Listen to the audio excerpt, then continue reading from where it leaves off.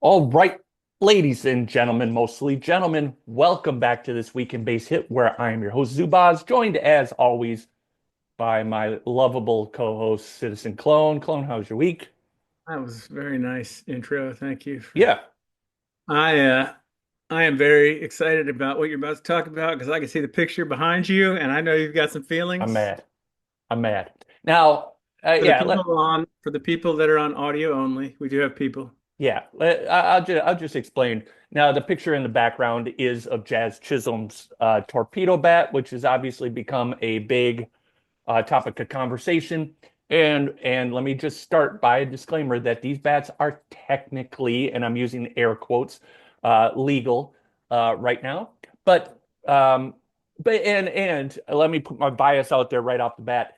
Uh, it For hurts. anybody that doesn't know what they are, I get you probably Oh, if I'll get you into need it. okay, I'll okay. get into it. Yeah, I just want to say I just throw out my bias real quick. It hurt because the Brewers opened the season against the Yankees, and the Yankees hit like 16 home runs in 3 games, including the first time in Major League Baseball history that a game started with 3 home runs on 3 pitches, which is crazy.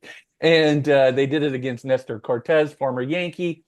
Um, and all of a sudden, the birth of a shitstorm was created because the Yankees, at least a good chunk of them, and I'm going to get into that as well, were using this new type of bat, or at least what Major League Baseball wants you to believe is a new type of baseball bat called the torpedo bat, where there's a rule in baseball that uh, bats need to be a certain width and barrel size, and they have. And I'm not going to waste time talking about it, but essentially, if it's going to be 35 inch bat, it needs to weigh 33 ounces. There's acceptable limits there, and so Not many what? limits though.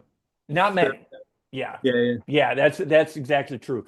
And so this guy becomes famous, this MIT Lenny guy, a guy named Lenny, or I'm sorry, a guy named Aaron Leinhart, who was a guy that worked at MIT. I think he taught at Syracuse or somewhere, but Is this he started designing these bats to try to maximize barrels, which is a sabermetric that a lot of people will be used to. And so guys like Jazz Chisholm that get sawed off because they're hitting on the closer to um, the logo get more barrels, and it certainly worked for him. He hit 3 home runs in 6 at bats at one point or earlier this year. And so essentially, what this bat looks like, if you're listening on audio, you probably already know, but it's thinner at the very top where it's normally the thickest. And a lot of that weight distribution is moved a little bit further down the bat. So it still complies with major league rules. Okay. So, also so referred to as bowling pin bat? yeah, it does. Like the extreme versions, like Jazz's is one of the more extreme versions. Definitely looks more like a bowling pin. Now, initially, this became a thing that the Yankees were, like cheating, which I kind of felt too because screw them because they're the Yankees and they're the worst. Uh, but the reason you tune into this podcast, and I hate when people call me the greatest investigative journalist in baseball, but sometimes the tag fits, and your boy Zubaz has been on this story for a year, and I'm going to prove it right now. Now, so I've talked about juice baseballs for a while. And I've talked about Bud Selig for years and how he turned a blind eye to the steroid era because offense sells. Chicks dig the long ball. Like and baseball post steroids, they let the steroids go so far because after the 94 strike, baseball boomed because of Sosa and McGuire, and then the MLB threw him out with the trash. Won't even let him in the Hall of Fame.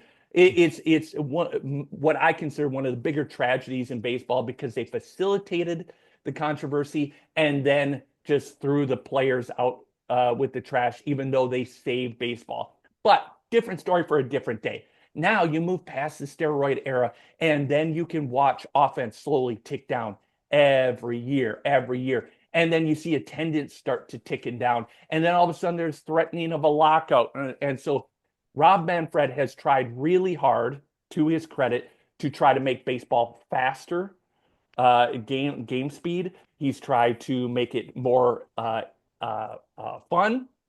Things like the base hit rules, and like the base running rules. But he also stumbled on a way, accidentally, I believe, to figure out, since we can't juice the players anymore, how do we juice the equipment? Okay, now you're going to start hearing me get into the details. And I do think it happened on accident when they were making ceremonial balls, and I forget what year it was, but the laces got tightened tighter, which reduced the drag coefficient of the ball, so these stamped balls were flying further. And I think it happened in an all-star game first, but the details of that aren't that important.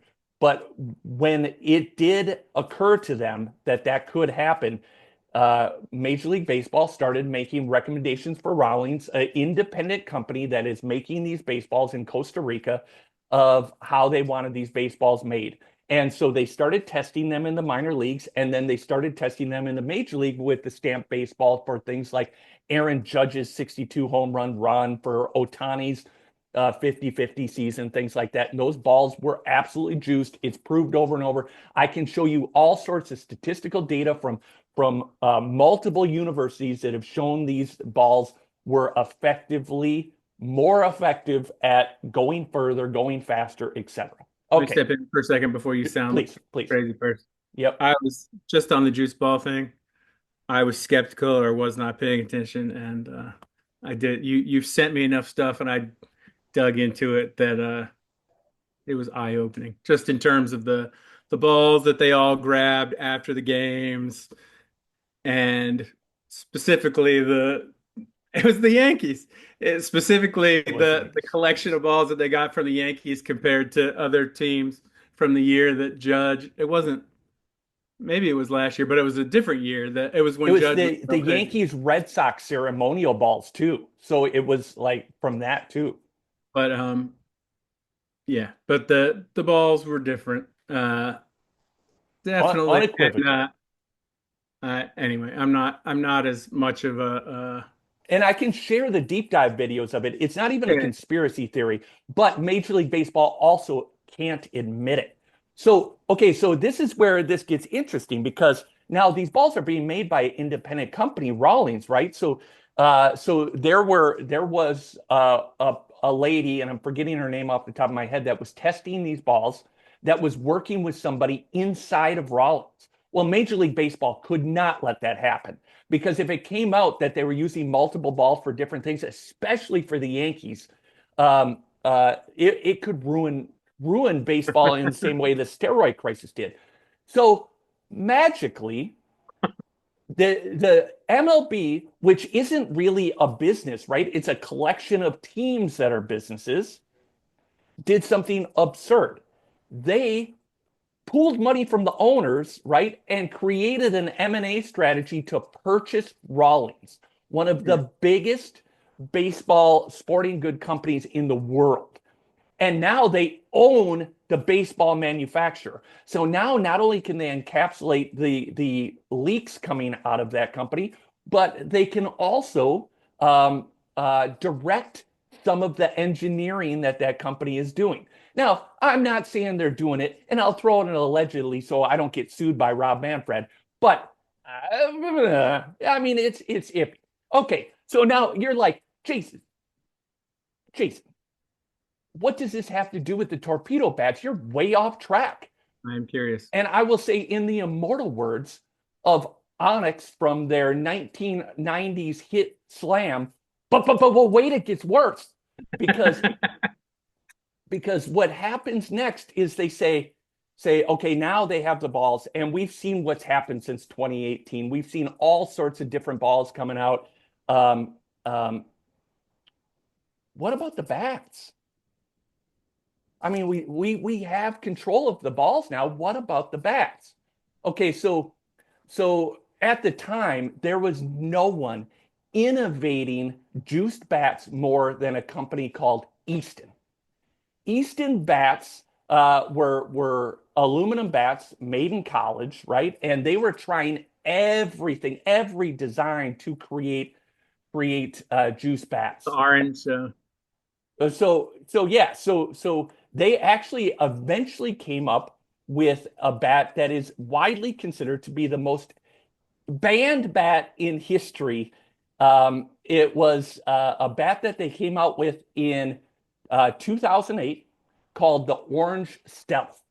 The Orange Stealth, the thing that was unique about this bat is because it was so technologically advanced that it actually received a commendation from um, a NASA run um, um, Yeah, yeah. contest. That Yeah, part never made any sense to me, but yes, yeah. yes. But the reason it won that thing is because it was a fully composite carbon fiber bat that NASA found to be really interesting because the unique thing about it is the more you used it, the better it got because it tightened up.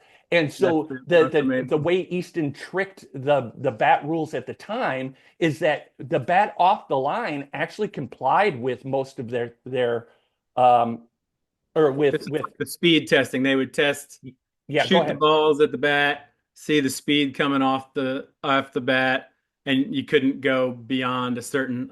This was unbelievable to me, Yeah, but then yeah, so the balls were not flying as fast coming off the bat when it was new, but then when they were broken in, they didn't comply anymore. It was amazing. yeah, and so much so that the increased power led to like in 2008 it led to injuries, even a couple deaths. I'm not laughing, but I mean it was like that's how crazy these bats were. And so at the time the NCAA was using a BESR certification to limit bat performance. That's what you were just referencing with the speed off the bat. And so Easton found like ways to circumvent the regulation, creating this bat that swung lighter. It was fully composite, like I said, that tricked the test and performed better and better and better over time as it was broke in. And so um, the reputation of the bat got so big that in 2008 it became most famous with two things. Number one, LSU was the team that used it almost exclusively, and they won the national title that year. And to prove that I've been on this story for more than a year, this is one of their bats. This is a LSU bat from their national championship. I've had this for a long time because I always planned on talking about this because I knew it was going to become a thing eventually. So this is an actual Orange Stealth composite bat. You can see it is as used as it gets too. Oh, those dingers, Awesome. cheating bastards. Um, and and so LSU rode this bat all the way to the national championship. But somebody else made it a little bit more famous. And guess what? Guess what I'm going to talk about now. There was a hitter for Fresno State that year that won the college home run derby with an Orange Stealth, and there's video of it online. And his name was Aaron freaking Judge. It wasn't that year. That's one of the things I love about this is that Oh yeah, it was. every year they would come out with new bats, everybody would swap them out, and then all of a sudden teams for years kept using these orange stealths, and Aaron Judge was like 4 years later he was still That's using right. It it. was like 2012, wasn't it? Yeah, yeah. Yeah. So I learned all this week as you were everyone has getting been ready. learning about everybody's been learning about bats, and I've been learning all this stuff. Okay, so now we got the Yankees, MLB, and the ball. Now we got Aaron Judge involved with the Orange Stealth bat.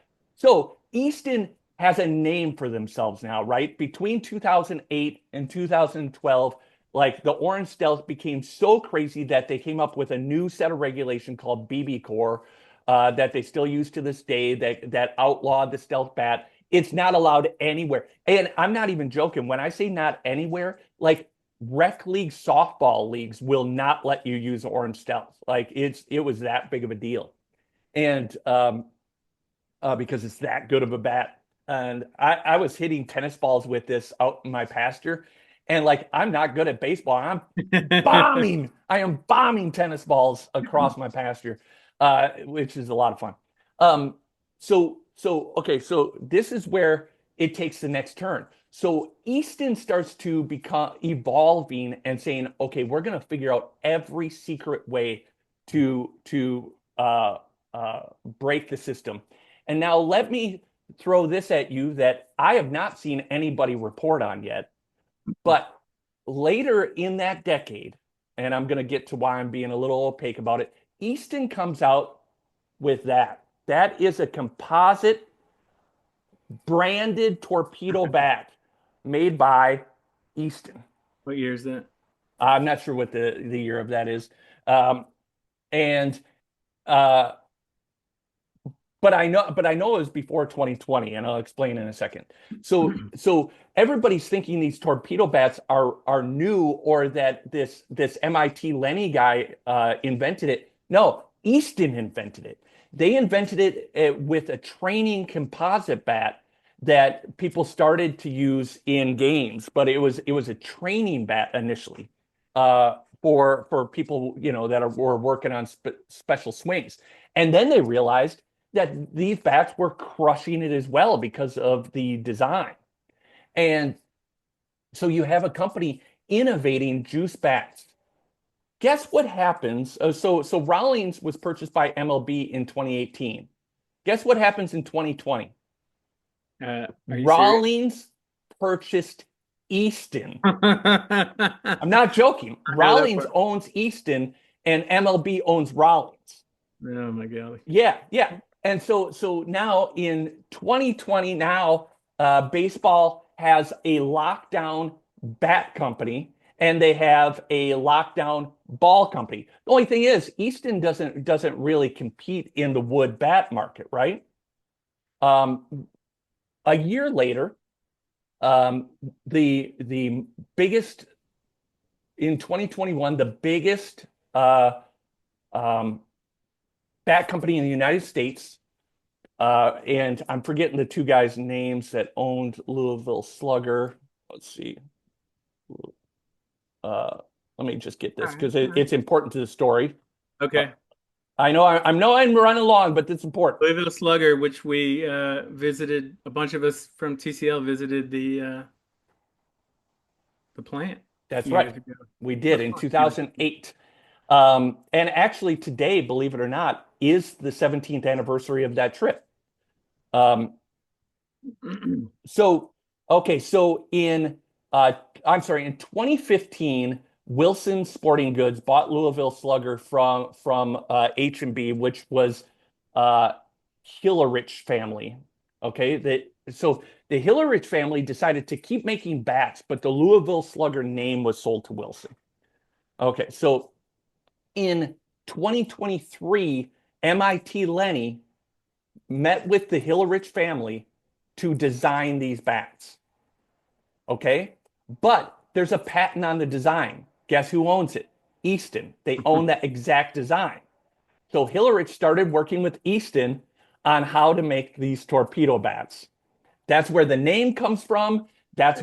That's how it got made, everything. So there's a direct tie between MLB and how these bats got made. And now the one thing that I keep hearing people say is, but Aaron Judge wasn't using a torpedo bat. Well, that's because in 2021, MLB helped facilitate a bat company called Chandler Bats that was coming out of receivership. They were bankrupt to be purchased, and the MLB was looking at purchasing them, but instead it got purchased by a former MLB star, Yoenis Cespedes, former Met. And as part of that deal coming out of receivership, well, he was handed Aaron Judge. And so the bat that Aaron Judge uses, the AJ99, is made by Chandler Bat Company, Yoenis Cespedes' company. Um, So all I'm saying, and I'm not making any accusations about Chandler Bat or anything else. I'm just saying the juice is loose. This is all a conspiracy to increase scoring, and you will see these bats flood Major League Baseball. Some quicker than others because like you pointed out many times, you can't just give somebody a different bat and expect them to be awesome with it. But I think what you're going to see over the next couple years, just like you saw with baseball juicing, just like you saw with player juicing, you're going to start seeing bat juicing, and the torpedo bats are just the beginning of it. And sometime when I have more time, I will show you three other Easton bat designs that you are about to see in MLB because these designs, these patented designs, just like the Orange Stealth and the Torpedo Bat, are coming to MLB, and they're already being tested by low minor guys, uh, ironically, in the Yankees organization. Maybe not But ironically. I'm excited about how passionate you feel about this. Yep. So I have some mixed feelings about it. Uh, I don't like I like pitching anyway. I don't want to see records go crazy because of the bat. But also when you talk about the rules changes that they've made, like they've been it's is it a conspiracy when they've been clear that they want more offense, like some of the changes that they've made over time and like clearly We all want more offense. It's how they're rolling it out yeah, yeah. that The seems very suspicious to me. the parts of this that have freaked me out. It seems One anti-competitive. one is finding out that Stanton used it last year and used it in the playoffs, which I don't understand why that wasn't reported on or why other people, because it sounds like legitimately like there's other teams that didn't know about it. Yeah. You said you weren't sure about that. I feel like yeah, I don't know how that was kept quiet, but also the it's still a small sample size, but the fact that baseball players are supposed to be creatures of habit, and the fact that just this week, like all these people that are just that ordered these bats and immediately started using them in games Yeah. freaks me out. Instead of And instead some of working their failed, way. and then like Ellie De La Cruz hits two Yeah. home runs in his first three at bats with it. Like Um, who knows what's going to happen? A lot of people are going to fail with it. It is very strange that people just buy a new bat and start using it, though. I mean, when in the majors, yeah, yeah. I mean, this is their career, their whole livelihood's on the line. They're just like, it's crazy to me. There have been. I'm going to tie it back to base hit in a second, but there's been technological innovations. There's been rule changes and everything. Like they happen over time, and that's just the way that it's been. I do wonder, like, when you hear about this, are we going to start having? Somebody had said like, our batter's going to have like the golf club bag full of bats, where you scout out who the pitcher is that's coming up, and you go and grab like That's a good your nine thought. iron, whatever. Yeah. And is that what we want it to be like? I don't know. I don't know. I mean, you could see a situation where like you would have a different bat if you're trying to pull the ball against a lefty versus hit opposite field against a righty. That does make sense that there's some advantage to different style bats. Yeah, and is that bad? I mean, it's hard. Yeah, it's hard. I I don't mean, know if it's bad. you I you and I talked if it's bad. You and I talked about changes. We've been talking about changes over time. We talk about pitchers. Like again, Dodgers Sticky have stick. this streak going. They haven't had a starting pitcher go into the sixth inning yet, and there's science involved in that and things that they've learned. And is that bad? I don't know. It's interesting. It's just I don't know if any of it's good or bad. I think like a lot of it is natural evolution, and then baseball has to decide where they're going to put the guardrails for what's good for the sport overall. And I think like we were talking through text the other day, like I think there is an argument about commoditizing pitchers too much for baseball overall, even though the science is very clear that you should, like, if you could use a different pitcher all 9 innings, you should. But they're going to put their guardrails in. I just I really dislike the opaqueness of how the juiced ball specifically has come Hey, into fruition. And like, even if some of it was accidental, like they need to just be fully transparent with it, because everybody's going to understand it's fine, but just let's make sure everybody's playing with the same ball. That's it. hey. Uh, um, and with the bats, like I know I was kind of being a little dramatic with my grand conspiracy there, but there are a lot of weird dots to that that are kind of confusing to me, of like what Major League Baseball wants to happen here and what they've kind of like silently allowed. And whenever Major League Baseball in the past has silently allowed something, it's always turned out bad. So like they need to get in front of it I and was be more transparent with I what's tie happening. back to base hit was going to say, and we've talked about it. There are different eras in our game, and at some point we will go back and do the deep dive in the stats. But just from changes that were made to the sim engine and to salary and to, I mean, just over time, and also just people learning different ways. But you can go and check the stats from players from 2008 versus 2013 versus now. And it's always interesting to see those changes. And as Yep. a, part of me that's the baseball purist that wants to believe that 60 home runs right now is the same as 60 home runs 100 years ago. But then there's also, I Yeah. mean, I used to feel that way more, but I feel like almost all these rule changes were good and smart and better for the game than worrying about protecting your rule book, Yeah. I think your record book. like as we see the timeline of baseball lengthen, there's always been nods to eras like the dead ball, the live ball era, the free agent era. But I think that's what's special about baseball is all these eras.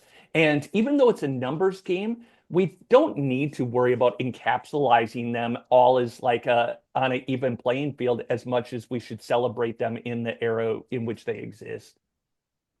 That But was a good way to put it. yeah, but also that leads into my argument of why we need to accept the steroid era for what it was, as opposed to try to say that it somehow criminalized stats for all the other eras.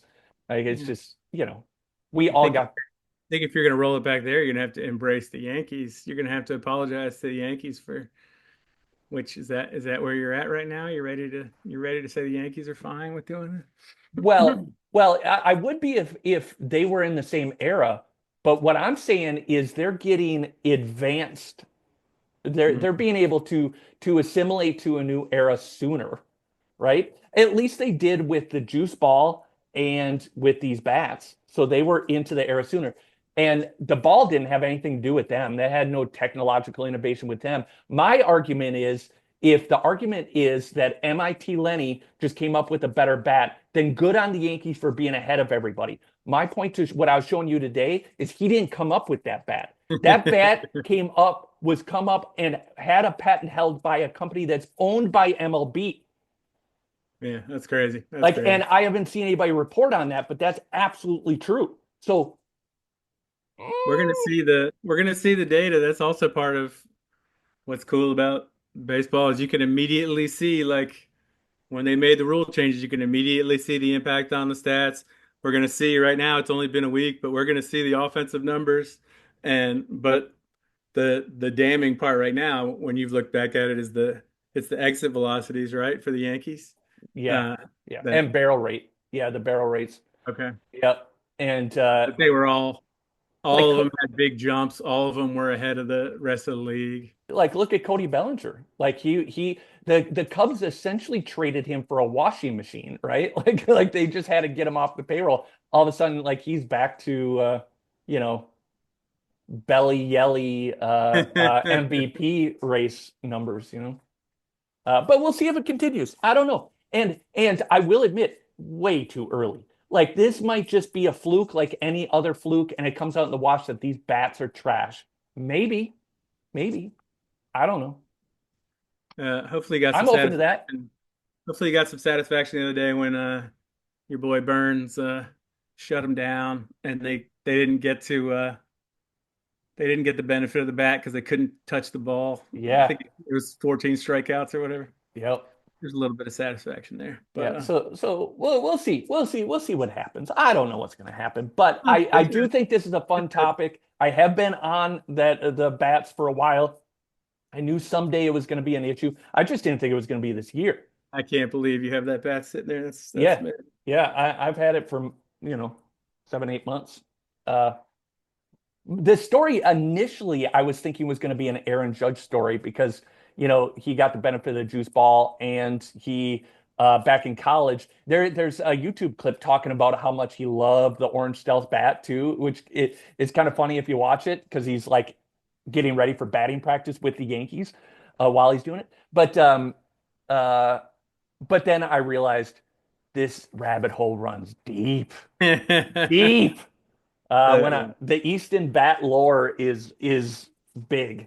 So more the to come. More to come. yeah. I will continue to report on this when more Easton bat designs come out. And again, like I appreciate everybody calling me the greatest investigative journalist in baseball, but please, I would just prefer to be called Zubaz. All right, I like it. Humble as shit. All right. We're gonna stop it there. Yeah, I kind of ran us way over, so I it's all right. apologize to all our base hit brethren. I love you so Get a much. nap after that. Yep, yep. So we're gonna get a nap, torpedo into bed for the rest of the day. Until next week, we are out of here.